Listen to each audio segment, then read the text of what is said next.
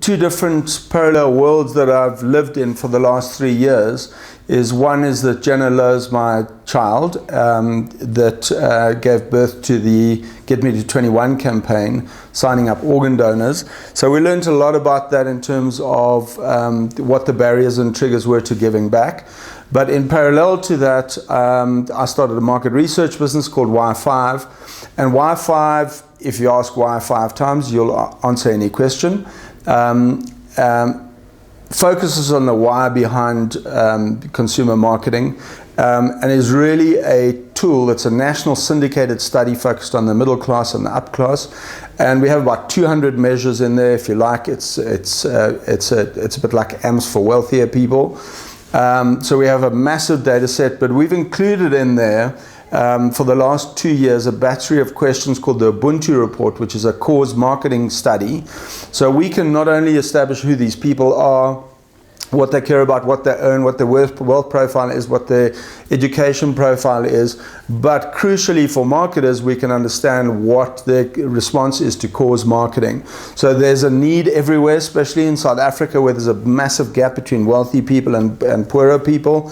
And it's that need that we focused on. So we basically asked people, do you give back? Why don't you give back? What would cause you to give back? And then specific for brands is which brands do you admire the most and what do you expect from brands in terms of giving back? And the key insight that we have is that there's a whole group of people, about 37%, who are giving back already but would give back more. So what are the barriers and triggers to getting those people to give back more?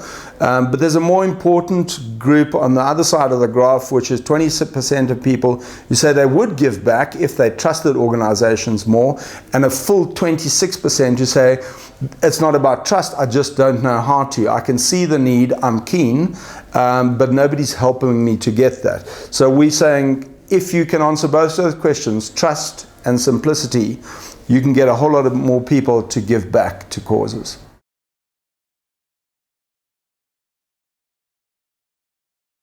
Jenna's campaign was 40 million rands worth of media, earned media, free media. So her story was compelling. She was an authentic, bright, beautiful child with a terminal disease.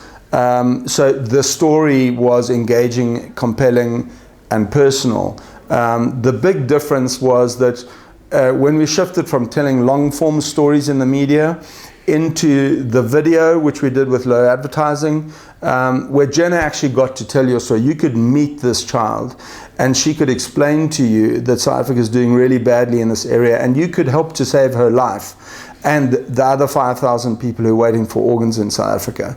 So the viral nature of that and the fact that it then had this infinite legacy that will continue long after Jenna's left us. If you had to take all the other things away, like make it quick and simple, make it focused on a specific result, and you just had authenticity, you would potentially still have some traction. If you don't have that, and people don't believe your story and therefore don't trust you, or if you front with the drama of it, and that's one of the powerful things about Jenna's story, is she was never a victim.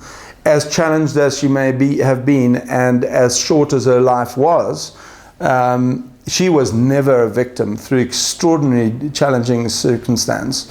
So don't lead with the blood and guts. Lead with an authentic story that has a quick and simple response to it, that deals with the sense of futility that people have in social causes. People are overcome, they're overwhelmed by the fact that there is so much need, and what can I do, just little old me? Well, look at what Jenna did, and think about what you could do.